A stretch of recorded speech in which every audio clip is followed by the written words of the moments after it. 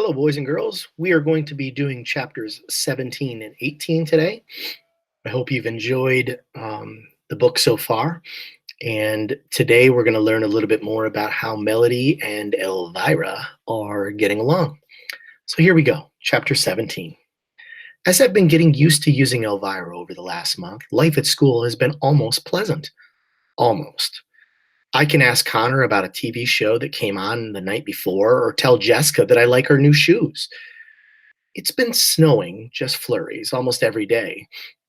Late one January afternoon, I typed, I hope we all have a snow day, no school. Everybody agreed. For once, I got to speak for the whole class. I can answer questions in class lots better with Elvira to help me. For the first time, instead of pretend grades that teachers would give me because they weren't quite sure if I knew the answer or not, I get real grades recorded in the teacher's grade book, and they are based on actual answers I've given, printed out and everything. But at recess, I still sit alone. It's been too cold to go outside, so we sit in the far corner of the overheated cafeteria until it's time to go back to class. None of the other girls gossip with me about some silly thing a boy had said. Nobody promises to call me after school, and nobody asks me to come to a birthday party or a sleepover. Not even Rose. Sure, she'll stop and chat for a minute or two, but as soon as Janice or Paula calls her over to come over and look at a picture on her cell phone, Rose will say, I'll be right back, then skips away as if she's glad she has a reason to cut out on me. I just smile, hope I wasn't drooling, and pretend I didn't notice. After a few minutes of faking it, I push the button for the sentence, go back to H5, and Catherine and I roll back down the hall. One afternoon near the end of January, Mr. Dimming announced in a voice that sounded like he's been chewing on dry toast, Instead of class tomorrow, I think we'll have a practice round for Whiz Kid Quiz Team. Everybody cheered because otherwise we would have a lesson on the Sahara Desert. Talk about toasty and dry. Every year, our school sends a team to the Whiz Kids competition. The local rounds with teams from elementary schools all around the city and county are held downtown at the hotel. Last year, our school got second place in the whole district. The principal was so proud, she bought pizzas for the entire school, even though the team was only for grades 4, 5, and 6. The first place teams from across the state go to Washington, D.C. for the Nationals. It's televised and is a really big deal. Rose scooted her desk closer to mine.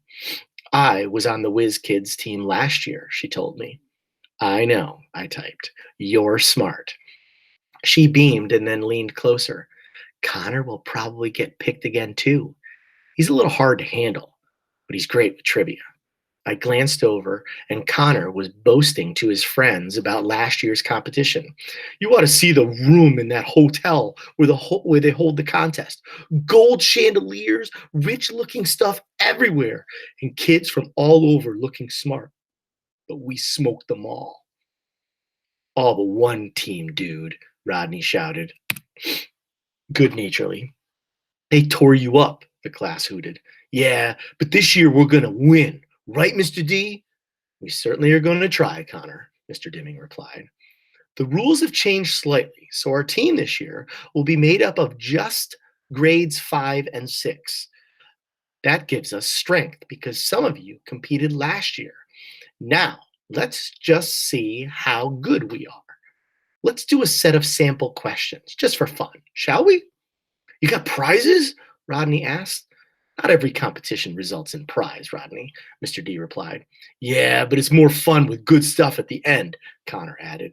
Please? Okay. One slightly squished Butterfinger candy bar from my lunch bag, the teacher said, holding it up. Everyone laughed at once. Chocolate gives you zits, Rose teased Connor. I don't want candy, I want to win. She moved her desk back to her own row. Catherine sat on the other side of me. Do you want to play the practice round with them? She asked. Yes, I typed. Answers A, B, C, D, easy. She grinned. Okay, easy. Let's see what happens. Mr. Dimming cleared his throat and smiled. Whiz Kids time is my favorite event of the year, he admitted. Let's see if we can go all the way this year. The class cheered. I will read the questions first, then the choices for the answers. You will write down the correct letter. Does everyone understand? Connor raised his hand, then called out before Mr. Dimming noticed him. Don't give us easy ones, Mr. D. I got brains of steel and a mouth to match, I heard Rose whisper. Number one, the teacher began. Which planet is closest to the sun? A, Venus, B, Earth, C, Mercury, D, Mars, E, Jupiter. Baby questions, Connor protested. Please, Connor, silence, Mr. D said sternly. Connor finally shut up. I pushed the letter C on my machine and waited for the next question. Number two, Mr. Dinning continued. How many sides are on a heptagon? A, 4, B, 6, C, 7, D, 8, or E, 9? I typed in the letter C again. Would the same letter come up twice in a row? Why not? I knew I was right. Question number three, Mr. D said. How long is one regular term for a U.S. representative? A, 1 year, B, 2 years, C, 3 years, D, 4 years, E, 6 years. That one could be tricky. It seems like the same politicians are in the news all the time, but I typed in B as my answer. Mr. D gave us 50 questions in all. Several were math problems. Others had to do with science and grammar. The last question was about geography. In what state would you find the Grand Canyon? He asked. A, California, B, Arizona, C, South Dakota, D, New Mexico, or E, Utah. I've never been there, but I've seen specials on the Travel Channel, and I'm almost positive it's in Arizona. I typed in the letter B, pushed the print button, and Catherine took my paper to the teacher's desk. Melody participated? Mr. Dimming asked as he took the printout. He glanced from me to the paper in his hand. How nice! I didn't like the sound of his voice. He scored the papers while we watched the movie about the pyramids in Egypt. I couldn't help stealing glances at him. Finally, Mr. Dimming looked over his wire-rimmed glasses. I've tallied the results. They are not official tryouts, but the students with very high scores today are Paula, Claire, Rose, and Connor. Connor jumped from his desk and cheered. I knew it! I'm the man! I'm hot! Let me hold that piece of candy. He started up the aisle towards the desk where the Butterfinger lay. Sit down, Connor, the teacher said with exasperation. You did well, but you didn't or don't get the candy. Who beat me? Connor seemed amazed. Rose? That's okay. I'll triumph in the real tryouts. I looked over at Rose and she smiled at me, a look of anticipation on her face. Mr. Dimming was silent for a moment. He scratched his head. Finally, he cleared his throat and said, the winner of today's competition and the winner of the Butterfinger candy bar with a perfect score is... He paused again, gave his head a shake, and started again. The only person in the class who got every single question correct is Melody Brooks. Dead silence. No cheers, just looks of disbelief. No fair, Molly blurted out angrily. Melody's got to help her. Who whispers the answers to her? She must have cheated, Claire added loudly. Catherine jumped out of her chair and stormed over to where Claire and Molly were sitting, her new black leather boots clicking sharply on the tiled classroom floor. I did not help her. Did it even occur to you that she might have some smarts of her own? She can't even sit up by herself, Claire replied, her voice petulant. What your body looks like has nothing to do with how well your brain works. You ought to know that by looking in the mirror. Ooh, she got you, Connor said. That got a couple of laughs, but most of the kids were looking around uneasily. No one looked at me. Claire said nothing in reply, and I guess Molly decided to shut up as well. Catherine returned to where I sat, but the whole thing made me want to crawl under the table and disappear. Mr. Dimming raised his hand for the class to be silent. Melody, please come up and get your candy bar, he said. I am very proud of you and your efforts today, and your classmates are as well. Let's all give Melody a round of applause. Everybody except Molly and Claire clapped as I rolled slowly to the front of the room, the sound of my chair's motor whirling softly. They couldn't hear the sound of my thumping heart. I figured the teacher offered me the candy to shut up Claire and Molly and to make me feel good, that I accidentally got the questions right. But it was no accident. I knew them all, every single one. Mr. Dimming placed the candy bar on my tray. Good. At least I won't have to worry about dropping it in front of everybody. I rolled back on the place with my head down. I'm so proud of you, and you should be too, Catherine whispered, holding her hand up for me to slap. But I didn't move. Not, I typed. Why not? You beat them all. It took me a very long time, but I typed, they think my brain is messed up like the rest of me. I felt like crying. Then we'll just have to study and show them they're wrong, Catherine said, a hint of defiance edging her voice. Why? I asked. So you can be on the quiz team, she told me. Never happen, I tapped. Just as Catherine was about to reply, Mr. Dimming announced that the official tryouts for the quiz team would be held in 1 week.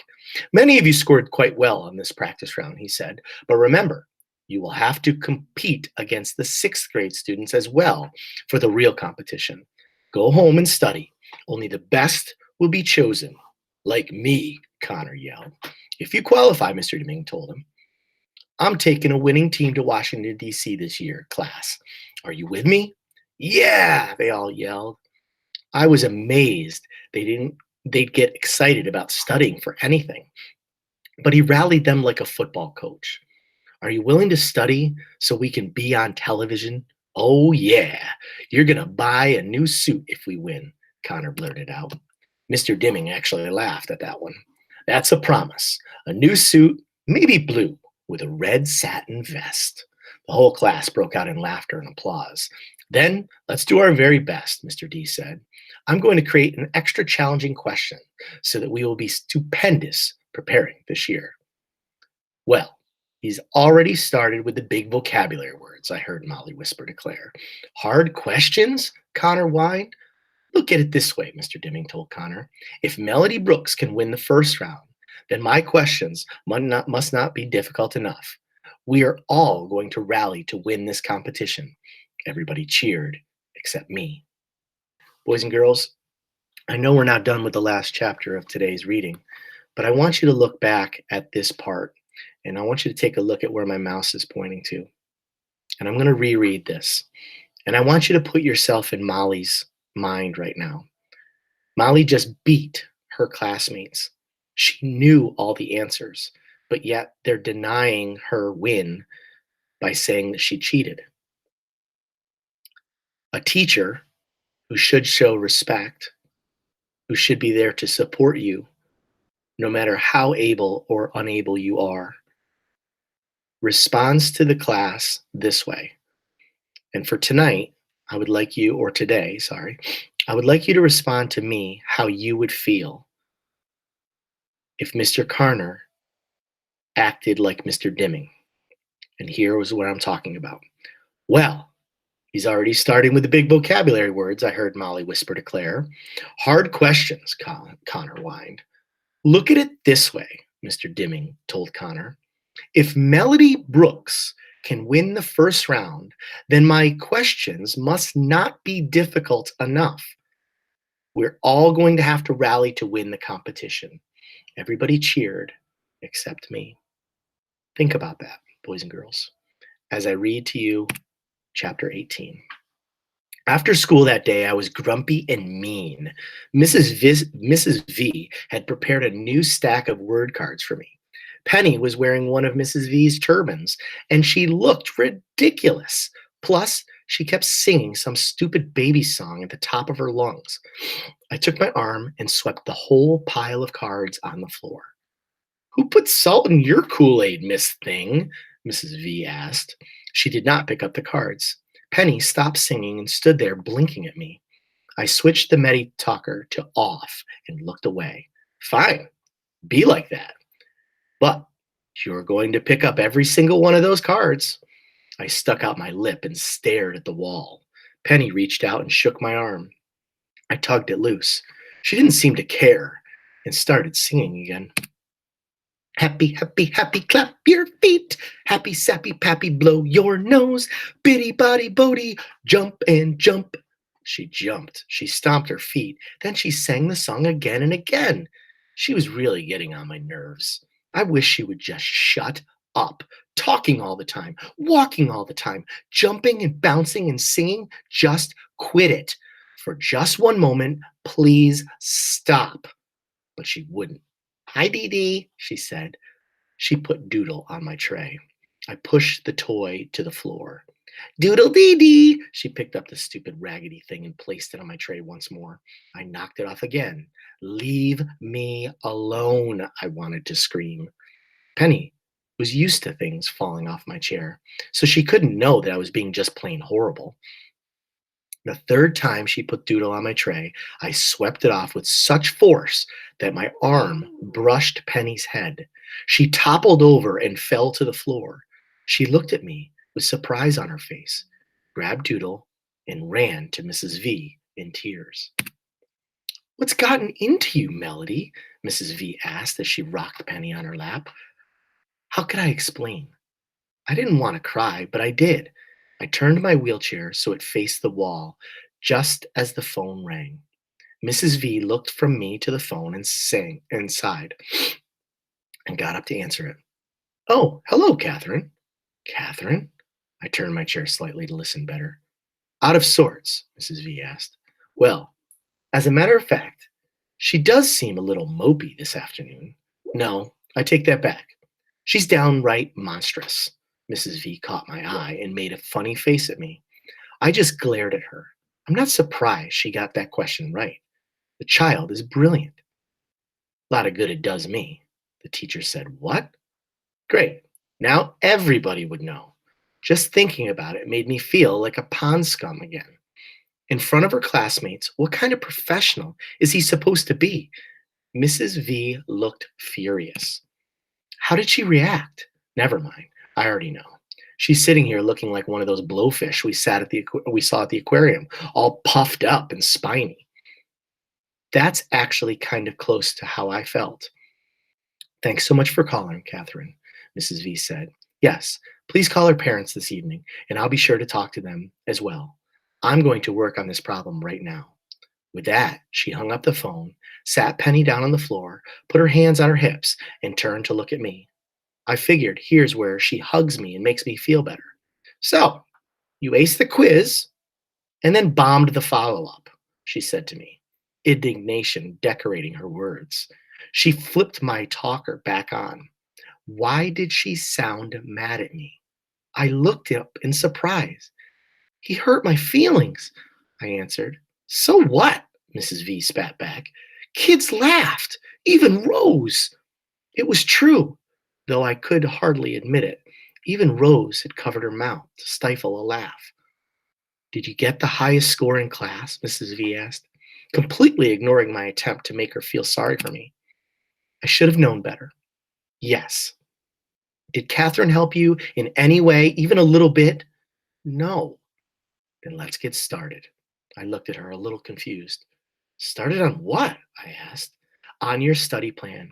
You and I are going to practice, prepare, and push. I am going to quiz you, and you are going to answer. We are going to learn geography, science, math, thousands of glorious tidbits of information. She sounded excited. Why? I asked carefully. You know how athletes get ready for the Olympics? They swim early in the morning and late at night. They run around the track for hours and hours without a crowd to cheer them on. I can't run very fast, I typed, then grinned at her. Maybe not, but you've got the fastest, strongest brain in the school, and you're going to try out for that quiz team next week. They won't let me be on the team, I typed slowly. Oh, yes, they will. They'll want you, all right? They'll need you, Melody. You are going to be their secret weapon. You think? I know. Now, let's cut out this fake feeling sorry for yourself and get started on studying. We have 1 week. I'm the coach and you're my athlete. Get ready to sweat. Sweat stinks, I told her with a laugh. She let's get stinky. But first, you're going to pick up every single one of those cards. I knew not to argue. She took me out of my chair, set me on the floor, and left the room while I pulled the cards that I'd knocked down into a messy pile on the floor. Penny helped. Then Mrs. V put me back in my chair and we got to work. She was going to be a tough coach. How was the test set up? She asked me. A, B, C, D, I tapped. Multiple choice. Wonderful. Piece of cake for you. I wasn't sure about that, but I didn't disagree with her. She went to her computer and found a web page that listed every US state and capital. Did those in school, I told her. Great. So we'll do them again. I fake groaned. Mrs. V then looked up the capitals in the major countries of the world. Gee, there are sure a lot of countries. But once she read them out loud to me, I had the info stuck in my head. What is the capital of Hungary? She demanded. I knew the answer was Budapest before she even gave me the four choices of A, Accra, B, Berlin, C, New Delhi, D, Budapest. I pushed D, of course. Mrs. V didn't stop to cheer. She kept going. I correctly answered that Tokyo was the capital of Japan, Addis Ababa was the capital of Ethiopia, Ottawa was the capital of Canada, and Bogota was the capital of Colombia. She quizzed me until Dad came to pick us up. As Mrs. V stuffed Doodle and some unused diapers back into Penny's bag, she explained briefly what had happened at school and what she planned to do about it. What we were already doing. Are you sure? Dad asked, glancing at me. Maybe we're setting up for failure, and she'll be hurt even worse. I'm absolutely positive, Mrs. V insisted. Can Melody stay a little longer to study? I'll give her dinner and bring her home in a couple of hours. That will give us some more one-on-one time with Penny. You cool with that? Dad asked me. Yes, yes, yes, I typed. I want to do this. Go for it, my Melody, Dad said. He gave Mrs. V a thumbs up sign and left with Penny. After dinner, we moved on to science. I learned that there are bones in the finger, are the femur. I learned that the bones in the leg are the femur. Sorry, boys and girls. The tibia, the patella, and the fibula. Why can't they just call them something easy like knee bone and skinny leg bone? But I memorized them. I learned that insects are arthropods and that they have tibias too. The study of insects is called entomology, Mrs. V said. That gives me an idea. Let's learn all the words that end with ology. I put my hand over my head and pretended to groan, but deep inside I was really jazzed. Which word means the study of words and their meanings? She asked me with a very long list of ology words. Bibliography, archaeology, histology, or lexicology. I thought for a moment. I knew she was trying to trick me. Histology sounds like history for some reason. I think it has to do with skin. And bibliography has to do with books, not words. I typed the letter D. This time, she did cheer. Let me get you home, Melody. Top athletes need to sleep. We'll do some more tomorrow. I grinned at her, tired and energized at the same time. Mrs. V had called Catherine and explained the situation, told her to stuff information in my head along with the macaroni at lunch. So the next morning, Catherine, of course, jumped right in. While we were in room H5, Catherine hooked me up on the earphones. I listened to an old audio cassette on volcanoes. It was scratchy and skipped a little, but it gave me information. Volcanoes were named for the Roman god Vulcan. I could have figured that one out myself. I found out about lava and ash. I learned about how the whole city of Pompeii got covered up when Vesuvius erupted. Surprisingly interesting stuff. I listened to tapes on Australia and Russia and constellations and planets. You're learning anything from these oldies but goodies? Catherine asked as she slipped in another tape for me. I was on diseases. Info, always good, I typed. I feel you, she replied. Are you still upset about what happened in Mr. Dimming's class? Deleted the memory. Need room for facts. I took the type, the time to type. She gave me a thumbs up. I'm a little scared, I admitted. Suppose I mess up. You can do this, Melody, she said sternly, and she adjusted the earphones. You certainly have enough smarts to be on the team. Go away while I take the test, I typed to Claire quietly. Gotcha, Catherine said. She helped her hand slap my palm. It wasn't much of a slap, more like a mushy grab. But we were on the same page, except for lunch and recess. I listened to the tapes and worked with Catherine on the rest of the day. She quizzed me on facts and dates and kings and math that might be too hard for me. Words floated easily into my head, but numbers seemed to sink to the bottom like rocks. I don't know why. Let's do it again, Catherine said gently, and I got mixed up on a math problem and trains me in their speed. Nobody rides trains anymore. Who cares? But she kept at it until it made sense to me. I discovered that it makes numbers into pictures, stories in my mind. The answers come easier. I changed to figures, to words, magic. Instead of going out in the inclusion classes, I shook my head and told Catherine I didn't want to go. I wanted to stay and study instead. Evidently, I wasn't missed. Nobody sent a frantic message to room H5 wondering why Melody wasn't in class today. Nobody peeked their head in the door to see if I wasn't or was absent or sick or maybe having a convulsion in the middle of the floor. Nobody seemed to notice at all. Well, there you go, boys and girls. I hope you enjoyed those two chapters. And I also hope you enjoy the special virtual field trip you guys are going to be doing today. Take care and have a great day.